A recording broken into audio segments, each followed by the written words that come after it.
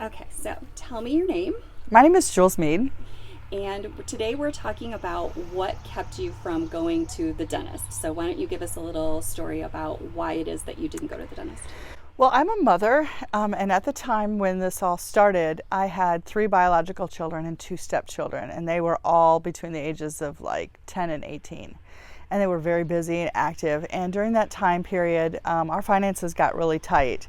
And there was never money for me. Like, as a mother, I'm sure most of you know that we're totally comfortable spending $100 on a soccer camp for a kid, but to go to the dentist for ourselves, we won't do that. And I didn't do that. And so I avoided it for a little bit, and then I went to the dentist, and they wanted me to pay for everything up front. What he did was they would do the work, and then I had to pay for it all up front, and then they'd send it off to the insurance because I did have dental insurance, and then they would refund me later. But the problem was all that work that needed to be done was like $350, and I didn't have $350. So I would just say, oh, I'm going to call you back next week. I'll schedule an appointment. And then I never did. And I kept thinking 3 months from now, 6 months from now, I will have the $300 and I'll be able to do it. But that day did not come. There were just more and more demands. My kids needed more and more things. I eventually got divorced and my finances were really messed up then. And so for 7 years, I didn't go to the dentist at all. And then, so what happened? What made you finally go to the dentist after that? Well, I had an unfortunate event this last year where my back molar actually broke in half, and I realized that I couldn't avoid it anymore. I thought about just having it pulled, but I'm only 50 years old, and I thought, okay, we can't start pulling all my teeth. I'm a professional woman. I have to have teeth to survive as a teacher. So when I actually went to a dentist, I went to a different dentist who I was told bills insurance first and then waits, and then you pay what's left, which was far better for me. And so I went and saw her. Turns out I needed like $4,500 worth of work done because I had so many cavities in so many places. I needed a crown replaced. I needed another crown put on because I had broken off a tooth. I needed a root canal. It was just a real big mess. And so it ended up costing me $4,500 to do it. And I had to get this thing called my Smile Care, which is like a credit card for dental care.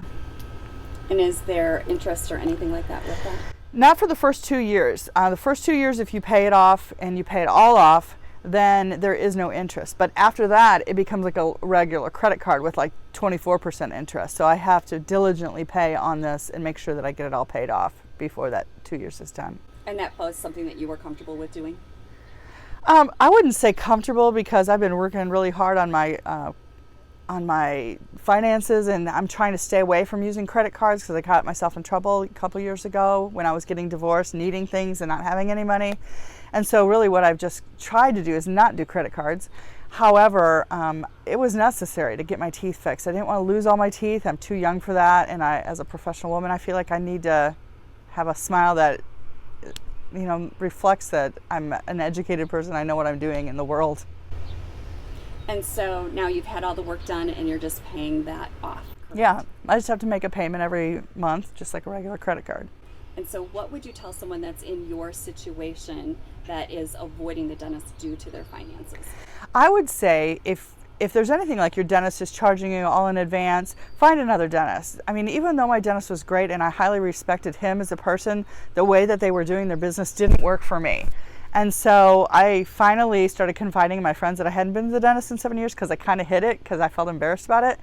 And then my friend told me about her dentist who, just bills it out first, and then whatever comes, they can make payments on it. She's much more understanding. Maybe because she's a woman, I kind of, like her as a person, and I think she's far more compassionate. So I would say, find the right dentist. My first dentist was a great guy, but that whole business thing didn't work for me. So what other advice would you give to moms? Anything else you think? I would say that sometimes we just get overwhelmed as moms and we put everybody else first.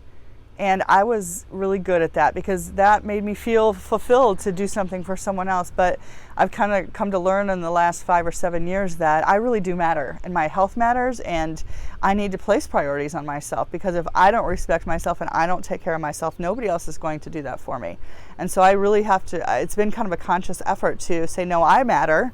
and I'm going to take some of my money and maybe not buy you the nicest birthday present this year, but I'm going to buy myself, dental care because I deserve it. Well, I want to thank you for sharing, and I hope that this makes a difference to somebody else who may be staying away from the dentist due to a financial situation. So thank you for sharing your story. You're welcome.